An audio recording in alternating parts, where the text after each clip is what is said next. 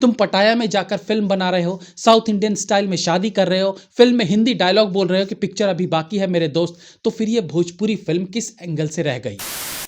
Bhojpuri cinema लगातार खुद को साबित करने के लिए हाथ पैर मार रहा है, कभी नए एक्शन सीन्स के साथ तो कभी नए गन मशीन्स को अपनी फिल्मों में दिखाकर।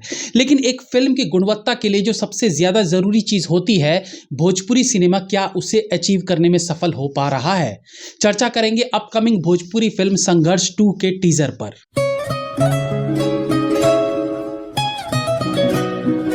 अगर आप नॉन बिहारी हैं और भोजपुरी फिल्म इंडस्ट्री के बारे में कुछ सुना पढ़ा या देखा होगा तो आई एम श्योर आपका एक्सपीरियंस कुछ खास नहीं रहा होगा। नेशनल लेवल पर भोजपुरी सिनेमा अभी तक अपना कोई रैंक नहीं बना पाई है। यानी अगर रीजनल सिनेमा की बात करें तो केवल भोजपुरी सिनेमा ही एक ऐसी रीजनल फिल्म इंडस्ट्री है जो अच्छी या सेंसिबल फिल्म बनाने की दौड़ में आखिरी नंबर तक भी शामिल नहीं हो पाई है। हालांकि ऐसा नहीं है कि यहाँ की फिल्मों में बजट कम होता है, बट स्टिल फिल्म को लेकर डायरेक्टर प्रोड्यूसर की जो एक सोच होती है, उस सोच में यहाँ के एक्टर्स टेक्नीशियंस अभी तक कोई बदलाव नहीं ला पाए हैं। लेकिन ऐसा भी नहीं कि मास एंटरटेनमेंट फिल्म के स्वाद को यहाँ के आर्टिस्ट नहीं समझते हैं। साउथ की फिल्मों में हीरो का स्वैग और विलन की दरिंदगी यहाँ के फिल्म मेकर्स को अट्रैक्ट करती है और फिल्म पर ठीक ठाक पैसा लगाने के बावजूद साउथ फिल्मों के आसपास जैसा जादू भी अपनी फिल्मों में नहीं ला पा रहे हैं, क्योंकि फिल्म का सारा पैसा यहाँ का हीरो अपनी जेब में ही रख लेता है। खैर ये अलग विषय है।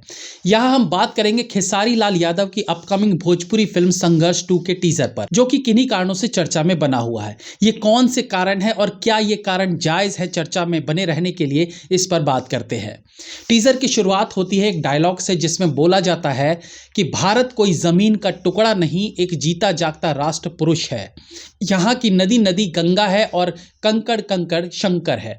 हम जिएंगे तो भारत के लिए और मरेंगे तो भारत के लिए। और जब भी कोई सरफिरा बहती हुई गंगा से कान लगाकर सुनेगा तो एक ही आवाज आएगी, वंदे मातरम। बहुत ही खूबसूरत लाइंस का यूज किया गया है, लेकिन ये लाइंस श्री अटल बिहारी वाजपेयी की एक कविता की है। अब सवाल ये उठता है कि या तो फिल्म में जब ये डायलॉग बोला जाएगा तो इसमें अटल बिहारी वाजपेयी को कोट करके बोला जाएगा कि अटल बिहारी वाजपेयी जी की कविता में लिखा था कि भारत कोई जमीन का टुकड़ा नहीं एक्सेट्रा, या फिर अगर ये डायलॉग बिना कोट के उनकी कविता से चुराकर फिल्म में डाला गया ये सोचकर कि किसी को पता नहीं चलेगा, तब तो ये महामूर्खता वाली बात हो गई। इस कविता को सुषमा स्वराज और इवन स्मृति ईरानी ने भी संसद में बोला था। खैर ये तो फिल्म में पता चलेगा कि इस डायलॉग का इस्तेमाल उन्होंने कैसे किया है। देखो यार, सीधी सी बात है, हॉलीवुड, बॉलीवुड और फिर साउथ फिल्मों की नकल करके सिर्फ एक बड़ी सी मशीन गन को हाथ में लेकर चिल्लाते हुए चारों तरफ गोली बरसाने से कुछ नहीं होने वाला। 2000 रुपये पर डे के किराए से लाई गई एक मशीन गन से फिल्म में ना तो नयापन आता है और ना ही फिल्म का ग्रेड बढ़ने वाला है। हाँ, पहली बार इस तरह की मशीन गन को भोजपुरी सिनेमा में लाने का क्रेडिट आप ले सकते हैं, लेकिन आपकी ऑडियंस में इस मशीन गन से बढ़ोतरी नहीं होने वाली।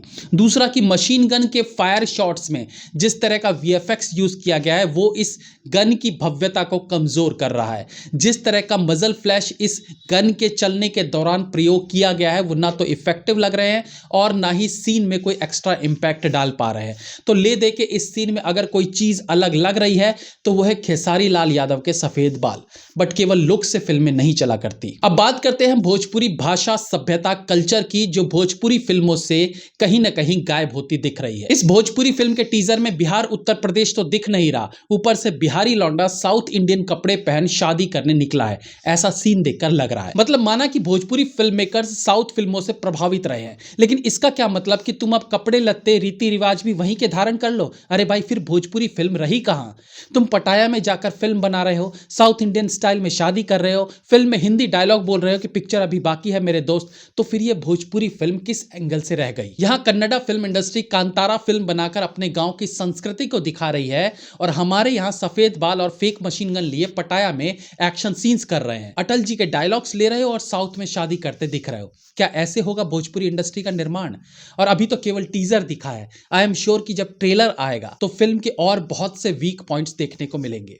हमारे देश के हर राज्य की अपनी संस्कृति है, वहाँ की अनेकों कहानियां हैं, वहाँ के इतिहास में छुपे लाखों किस्से हैं, मान्यताएं हैं, जिन्हें अगर सही तरीके से कागज पर उतारा जाए तो पूरी दुनिया को उस राज्य की संस्कृति, कला, इतिहास की जानकारी होगी।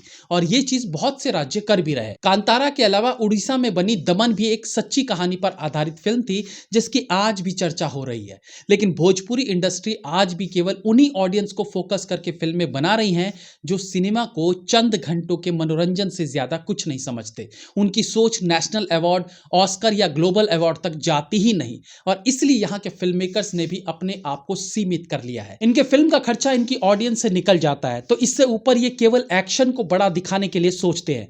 बाकी इनके पास ना पहले कहानी थी और ना आज ये कहानी पर मगजमारी करने की कोशिश करते हैं।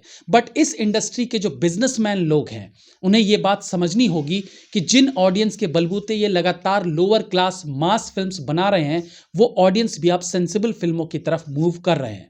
वो भी सिनेमा को समझने लगे। यानी इस फिल्म इंडस्ट्री की ऑडियंस दिन ब दिन कम होती जा रही है और शायद एक दिन खत्म भी हो जाए। तो बेहतर है कि उससे पहले यहाँ के फिल्म मेकिंग स्टाइल में बदलाव लाया जाए। बहुत से हमारे व्यूअर्स संघर्ष 2 के टीजर रिव्यू के लिए कह रहे थे, बट आई गेस ये वही आम भोजपुरी फिल्म से कुछ अलग नहीं है सिवाय एक मशीन गन के। बट ठीक है, मशीन गन ही सही, कुछ नया तो जरूर आया भोजपुरी इंडस्ट्री में। बट सैड कि यहाँ कांतारा जैसी फिल्में अपनी जड़ों को मजबूत कर रही है और भोजपुरी फिल्में अपनी जड़ों को खोखला किए जा रहे हैं, जहां भोजपुरी फिल्में भोजपुरी जैसा कुछ दिख ही नहीं रहा।